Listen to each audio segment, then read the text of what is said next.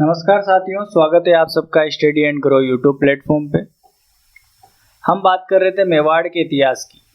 मेवाड़ का इतिहास और मेवाड़ के इतिहास में हमने क्या क्या चीज़ें देखी थी।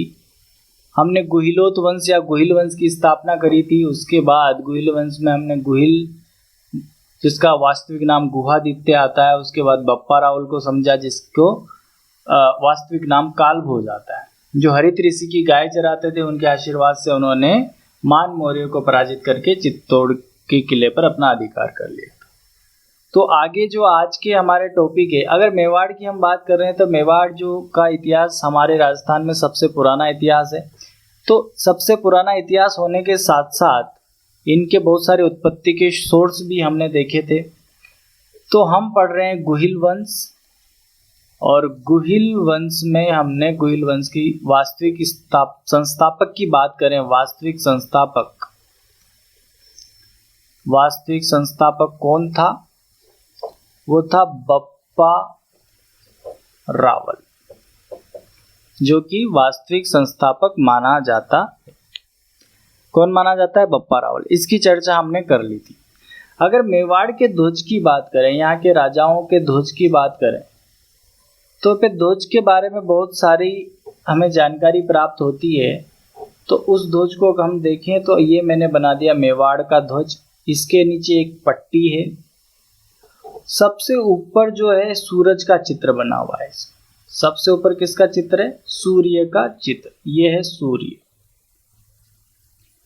और इधर एक क्षत्रिय योद्धा है, ये बना दिया मैंने क्षत्रिय योद्धा, और इसके हाथ में है तलवार। ये क्या है? तलवार। तो ये है क्षत्रिय योद्धा। इसके हाथ में क्या है? तलवार। इधर भी एक योद्धा बनाया जिसको मैंने बोला भील योद्धा, और भील योद्धा के जो हाथ में है वो क्या है? भाला। तो ये मेवाड़ का ध्वज है, और मेवाड़ के ध्वज में क्षत्रिय योद्धा है, सूर्य है और भील है, और बीच में चित्तौड़ का दुर्ग भी है, और नीचे एक पट्टी है जिस पर एक टैगलाइन लिखी हुई है, जो दृढ़ राखे धर्म को, जो धर्म पर अडिग रहता है, जो दृढ़ राखे धर्म को, तिहि राखे करतार, उसकी रक्षा भगवान करता है।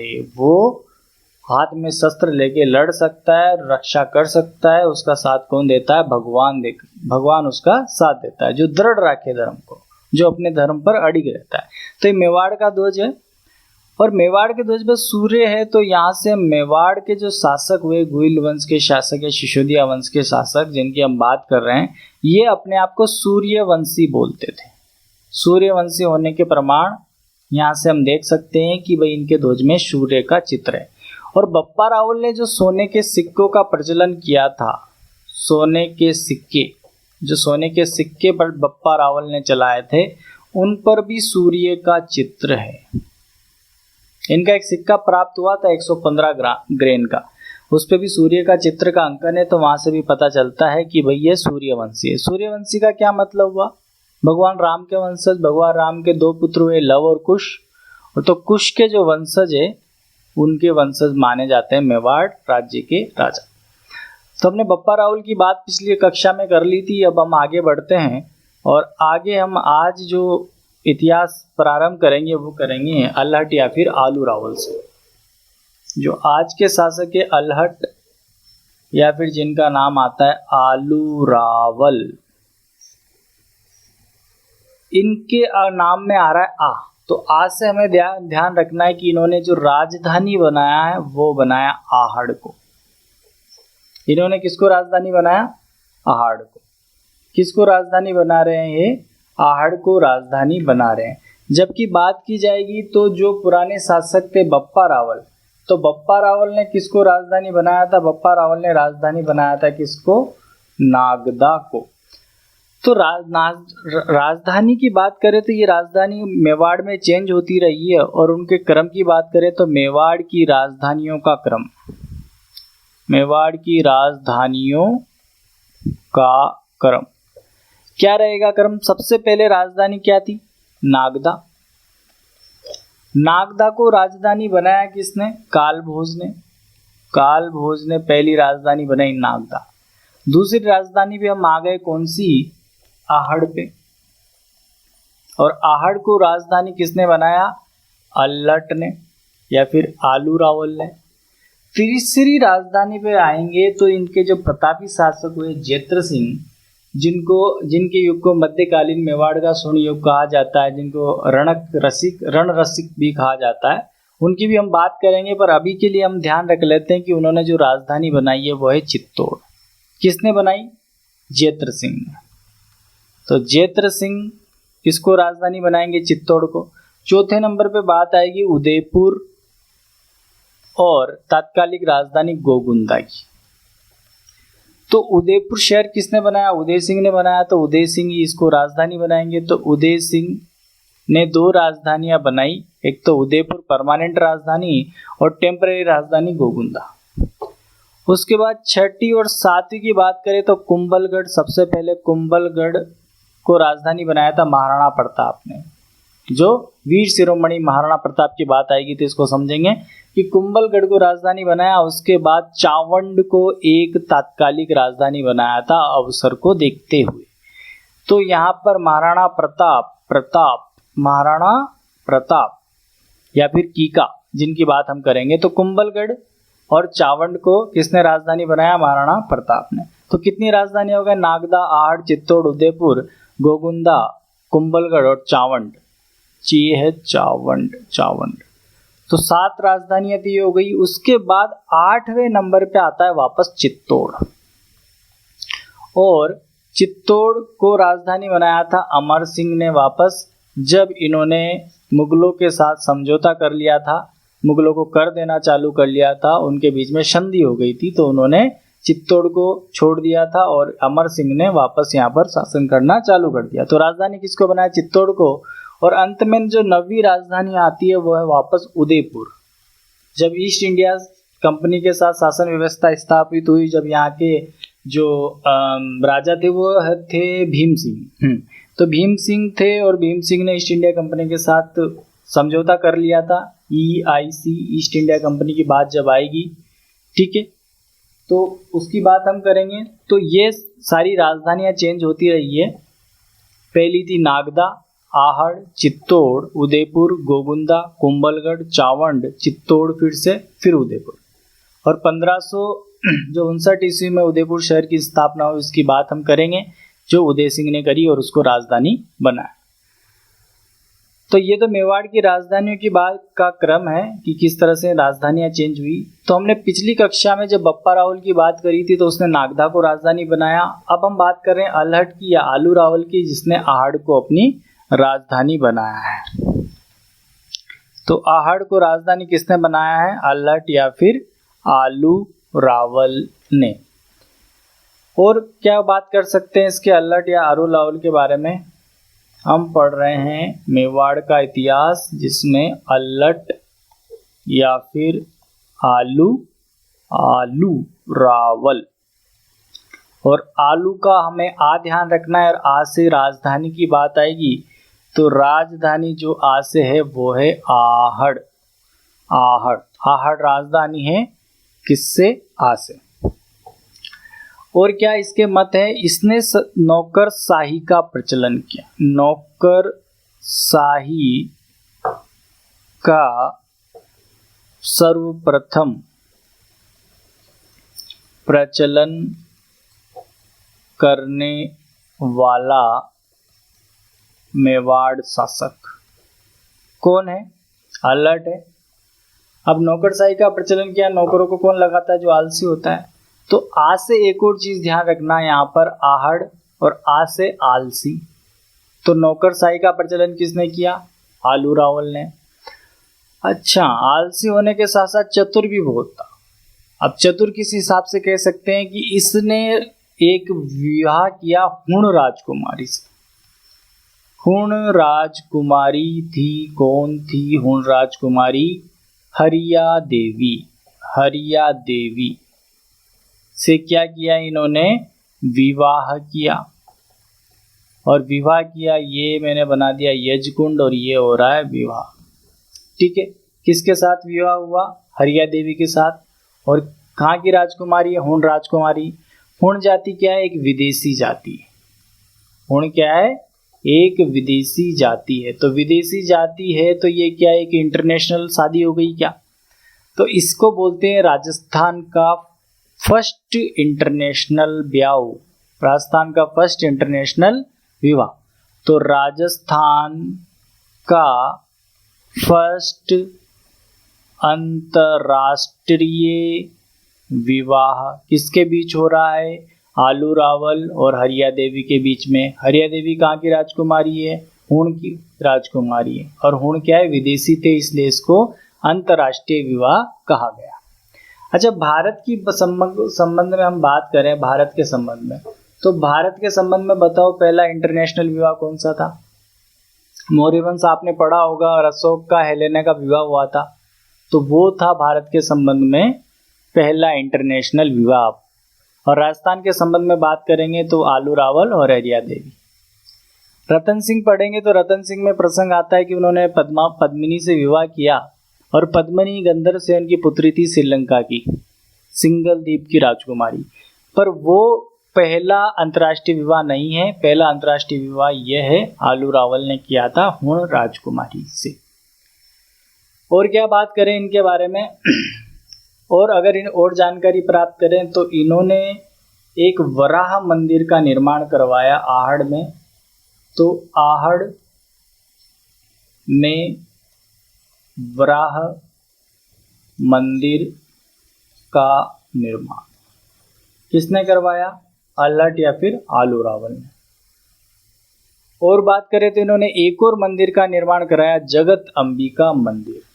ये मैंने बना दिया जगत अंबिका मंदिर। जगत अंबिका मंदिर जिसका बहुत महत्व है राजस्थान की दृष्टि से।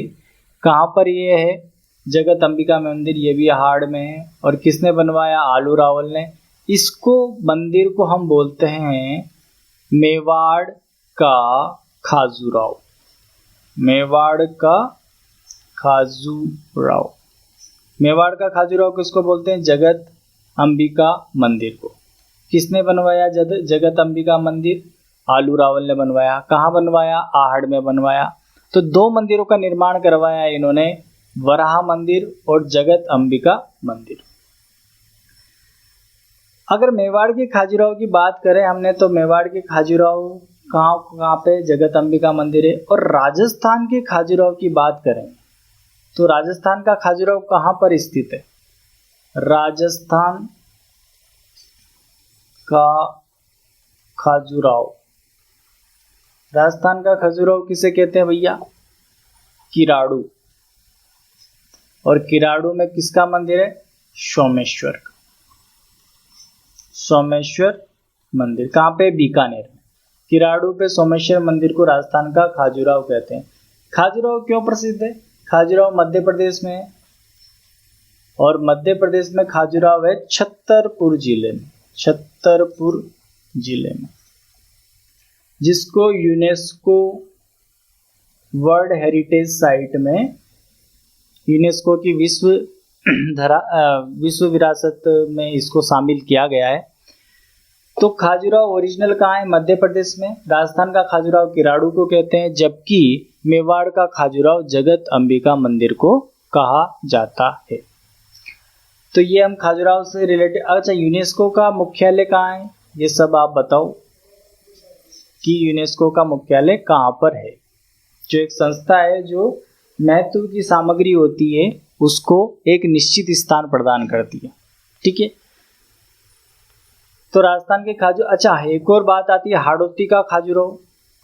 हाड़ौती का खाजूराहो, हाड़ौती का खाजूराहो कहाँ पर है? हाड़ौती का खजुराहो ये है बारां में। और बारां में कहाँ पे? भंडदेवरा। भंडदेवरा बारां में हाड़ौती का खाजूराहो। तो मध्य प्रदेश में ओरिजिनल खाजूराहो जिसको यूनेस्को की विश्व विरासत में शामिल किया गया है। राजस्थान का खाजूराहो किराड़ो। अच्छा, जो खाजूराहो मंदिर है मध्य प्रदेश के, इनमें जैन और हिंदू मंदिर जो है वो उनकी छाप है। हिंदू और जैन चीज़ों का इसमें विस्तार बताया गया है। जो मंदिरों की कला है वो नगरी कला है। तो ये खजुराहो से रिलेटेड कुछ बातें हैं। और इनकी बात करेंगे तो ये जो छतरपुर में खजुराहो के मंदिर बनाए, ये चंदेल शासकों ने बनाए थे। तो हम मेवाड़ रियासत की बात करें तो मेवाड़ में हमने जो महत्वपूर्ण चीज़ें समझी वो क्या है, मेवाड़ का खजुराहो, साथ में ये प्रश्न काफ़ी बार आया हुआ है राजस्थान का खजुराहो वाला, इसको ध्यान रखना, किराड़ू सोमेश्वर मंदिर।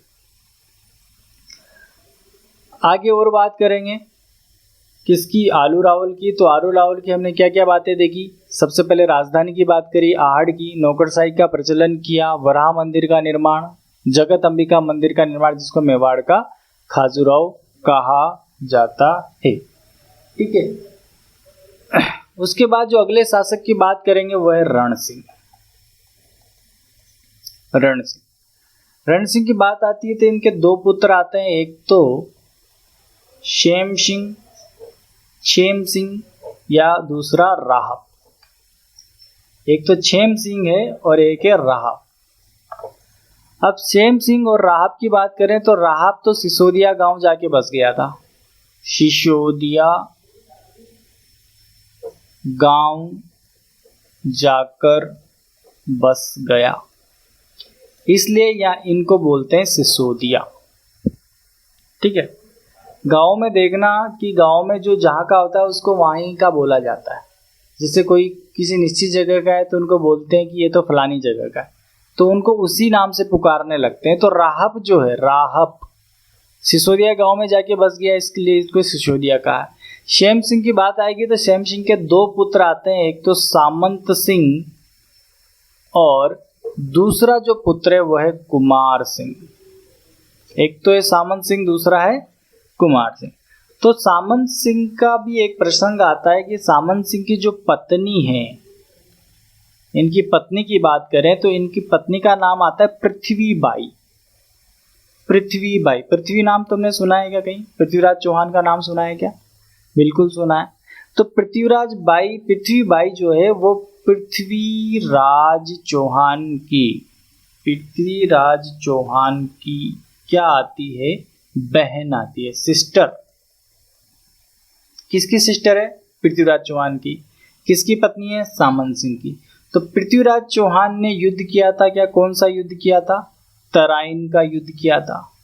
और तराइन का दो युद्ध हुए, एक तो बैटल ऑफ तराइन फर्स्ट और battle of Tarain second.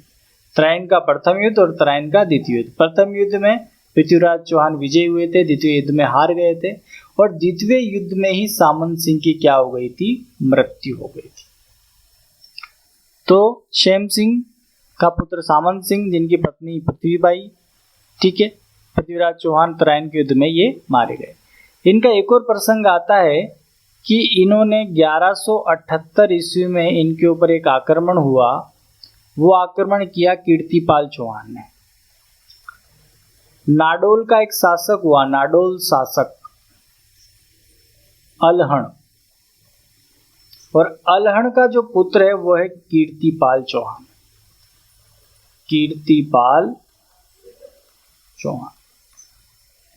Nadol का शासक है अलहण और अलहण का पुत्र कौन आता है? कीर्तिपाल चौहान।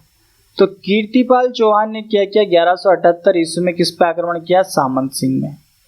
और सामंत सिंह में आक्रमण किया तो इसने जो राजधानी है वो आहड़ से क्या बना दी? वागड़ बना दी। अभी ये सब कहाँ चल रहा है? गुइल वंश की हम बात कर रहे हैं, और गुइल वंश में राजा कौन है? सामंत सिंह। और सामंत सिंह किसके पुत्र हैं? क्षेम सिंह के पुत्र हैं। तो इन्होंने राजधानी किसको बना दी? वागड़ को बना दिया। ठीक है। पर क्या हुआ? कुमार सिंह ने वापस कीर्तिपाल चौहान पर आक्रमण किया और यहाँ से वापस राजधानी किसको बनाया गया? आहड़। वापस राजधानी किसको बनाया गया? आहड़ को। और कीर्तिपाल चौहान पे जो आक्रमण हुआ तो ये यहाँ से भागकर चला गया जालोर। यहाँ पे कहाँ पे चला गया? जालोर। और जालोर में इसने चौहान वंश की क्या करी? स्थापना करी। तो जालोर जाकर जालोर में चौहान वंश की नींव रखी। कब रखी? 1181 ईस्वी में। तो ये प्रसंग भी महत्वपूर्ण है कि रण सिंह के दो पुत्र हुए, क्षेम सिंह और राहब, राहब सिसोदा गांव चला गया और शेम सिंह के 2 पुत्र हैं सामंत सिंह और कुमार सिंह। तो सामंत सिंह की मृत्यु की बात की जाएगी तो वो तराइन के सेकेंड युद्ध में इसकी मृत्यु हो गई थी। और इससे पहले का प्रसंग है कि कीर्तिपाल चौहान ने इस पर आक्रमण किया तो उसका बदला कुमार सिंह ने लिया और कीर्तिपाल चौहान को खदेड़ दिया और ये यहाँ से भाग कर गया जालोर और जालोर में इन्होंने चौहान वंश की नींव रखी। तो ये हमारा आज का टॉपिक था जिसमें हमने आलू रावल के बारे में, रण सिंह, शेम सिंह, राहब, सामंत सिंह और कुमार सिंह की बात की। आगे के टॉपिक में हम जेत्र सिंह, रावल जेत्र सिंह की बात करेंगे जिनके काल को मध्यकालीन मेवाड़ का स्वर्ण युग कहा जाता है।